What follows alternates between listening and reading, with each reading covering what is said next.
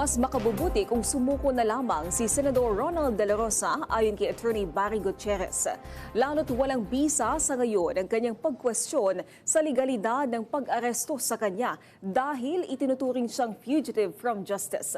Sa ilalim ng doktrinang ito, ayon na rin sa Office of the Solicitor General, ang isang nagtatago sa batas ay nawawala ng legal na katunayan na magpasagip sa lokal na hukuman.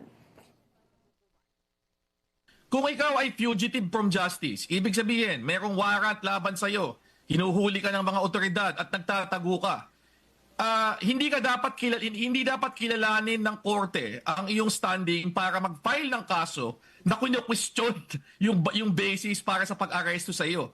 Dahil nga ang ideya dito, kung gusto mong questionin yung otoridad na ginagamit ng pamahalaan para ikaw ay hulihin, edi magpakita ka. Diba? Humarap ka sa korte, harapin mo yung warrant na yan, hindi yung patago-tago ka at yung mga abogado mo lang ang nagpa-file. Pinagbabawal na po ng Korte Suprema yung ganyang kalakaran na ikaw ay fugitive from justice, nagtatago ka, pero yung mga abogado mo patuloy na nililitis yung iyong kaso. Kaya